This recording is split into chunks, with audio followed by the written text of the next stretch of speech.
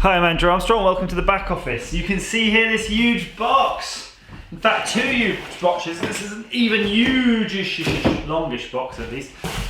I am incredibly lucky because I was on Twitter the other day and I've been speaking to a chap over a long time. He's a really great guy called Tim. You'll know him on Twitter as Woodpunk. I'll put the thing down below. And he's got a great book out at the moment called Artcade. I believe he ran it as a Kickstarter. And I got the opportunity to meet him because he lives relatively near. And isn't that fantastic? Being able to meet somebody that you speak to on the internet. Kind of rare, I think, these days. And he gave me this huge box.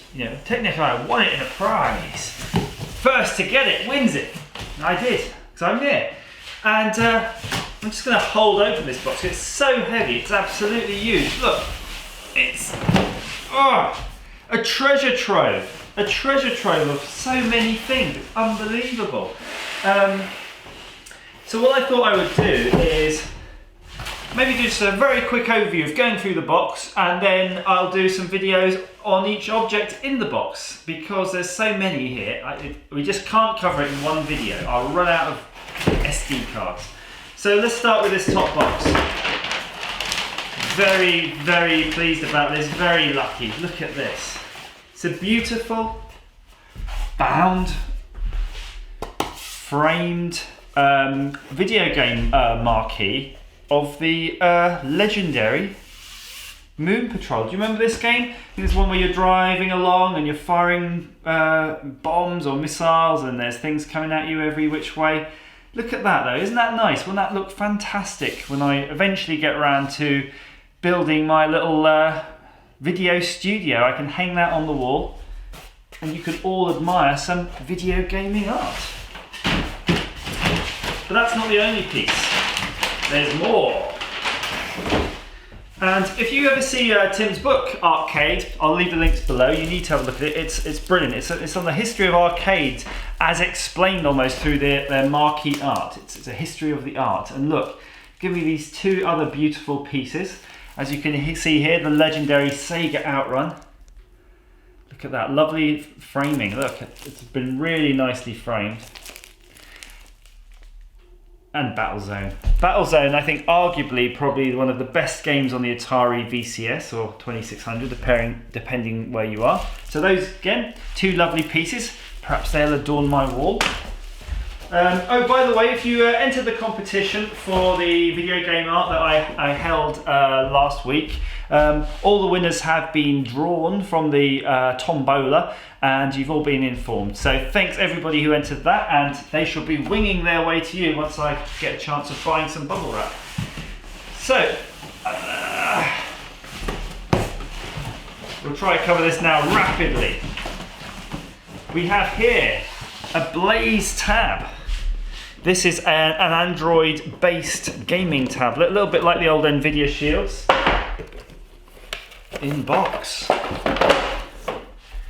Look at that. Really had a little play with it. You can see the screen's grubby. Look, you can see me. Camera, hello. This is nice. Got HDMI out, SD card, micro SD card there on the top. Two toggly game controllers, D-pad, all the buttons. And it came preloaded with a bunch of emulators. And just to be sure, I actually did wipe the unit back to factory settings, and all the ROMs are there. So this is a little bit naughty because it looks like it may have come with a bunch of Super Nintendo and PlayStation ROMs. So they're a bit of fun. So we'll go through that later. Lovely jubbly. Oh, see, this is taking up a lot of room. This hardly keep up. Last week you saw my video on Raspberry Pi 3, well here's a Raspberry Pi 2. And in fact this is great because over here, just out of shot, in fact there it is, see that? Do you remember my Stealth Arcade? That's based on a Raspberry Pi 1, so I'm going to go through the process of upgrading it to a Raspberry Pi 2 because a Raspberry Pi 2 is very similar to a Raspberry Pi 3, however Raspberry Pi 3 has Bluetooth and Wi-Fi, but this doesn't. But that doesn't matter because I already built Wi-Fi into that unit. Two video game plugins. I'm trying to look at the back of this one. This looks like it's Atari 2600 games. In fact, you can tell from the graphics it is by Activision. Look at that. And this one, again, TV Superboy.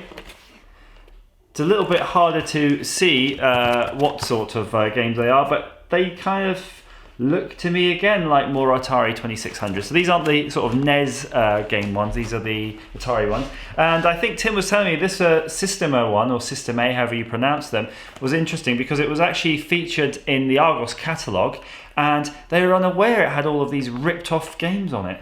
So there could have been something a bit naughty, but if you fire over a tweet to him, I'm sure he'll be able to tell you all the history about that. How can anybody resist a Game Boy Advance, the classic 32-bit console? I've got 3 of these now, one of them's broken, so I'm going to go through these and play with them all, see what cartridges. I actually don't have many Game Boy Advance cartridges, so if you've got any spare cartridges, please drop me a line, I'll be happy to take them off your hands. As long as they're free. Now you'll see this in one of my other videos. This is basically a ghetto blaster, and it's brilliant. It works really well. It takes batteries in the back, and I've tested out all of its functions as radio and all the usual things. And you'll see a video I've made on this because I've actually got a Bluetooth doohickey now that lives in here where the iPod would normally live. And this thing works fantastically. This is going to be a standard feature in my house because I always like to have something to stream my music to. Thank you very much. We're running out of space now. Oh, this is fun. An Ouya! I don't know how it's pronounced. I think it is Ouya. This is a boxed Ouya, and if you know the history of this, this is one of the first, if not the first, sort of commercial Kickstarter type project. I believe it was probably one of the, got $8.5 million, something like that. It was like the second highest Kickstarter of all time or something. And it's brilliant. We'll go through it in more detail, but yeah, basically you've got this small cube console that's an Android console, plays games. It uses their own store, so there's a little bit of an issue with that because you've got to buy games just from them, or you had to. I think they've gone bankrupt now. The control pad's really nice. This bit here is actually touch sensitive, so you can actually slide your finger on it, and it's got the analog sticks like an Xbox. Interesting way it opens up. There's lots of aluminium and heavy metal in these. These are very heavy gadgets, so we'll cover that next week sometime, but yeah, brilliant. Brilliant little thing, and it's a nice little piece of history here. Now there's 3 of these things. I don't know. There we go. Balance them up. And now these things are Final Fantasy Master Creatures 2. Three of them there. I don't know if you can recognize these. If you're a fan, you might know what you're looking at here. I don't really know much about them, so I'll have to research them for my video. Does it have any names? Yes, it has Odin from Final Fantasy, Yojimbo, and Mateus the Corrupt. So if you know what these are, I guess they're from a video game. I'll have to look into it. You tell me, guys. And these ones definitely are from a video game because they are Guitar Hero figurines, 4 of them. There's Axel Steel. Oh, hang on. Axel Steel, God of Rock. Johnny Napalm. Oh, I think this might be the whole set. If this is Lars Umlaut, and it is. It's the entire set. So there's Lars. Have a look. Enjoy Lars. Here's Johnny Napalm. Enjoy Johnny. God of Rock. Roar. Axel Steel. So I think this is, collect them all. I have a whole set here now. I don't know what to do. Do I have to keep these in a box forever now? Preserve them so that in the future comic book guy will come and buy them off me? Maybe there'll be a future prize for somebody.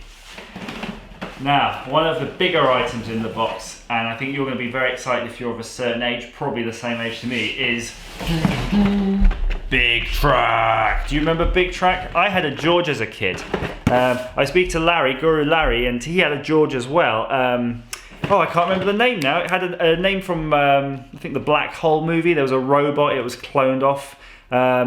Come on, Larry, you'll have to correct me on this one.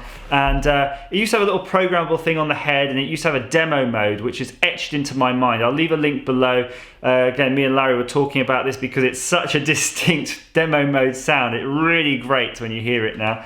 And Big Track was about the same sort of era. It came out a little bit later, and it's effectively a programmable moon tank. You can see on the top it's got this digital sort of keypad, and the idea was you'd basically say go forward 9 steps, go right 9 steps, then come back, and you know, it's very basic programming. They used to show it on the advert with carrying drinks and things like that. I don't think you'd ever use it for that, but I'm really excited this because I think I want my kids to have a go at this, because I think they'll really of a certain age probably enjoy that, learning how to program things basically. So that's the Big Track. And that pretty much covers the whole box of tricks. And I think you'll agree that's enough to be getting on with, really. That's going to be weeks and weeks and weeks of fun, like winning a big treasure trove of games. So I hope now it's clear why I'm wearing a Christmas jumper, and that, yeah, you can see that Christmas came early for me.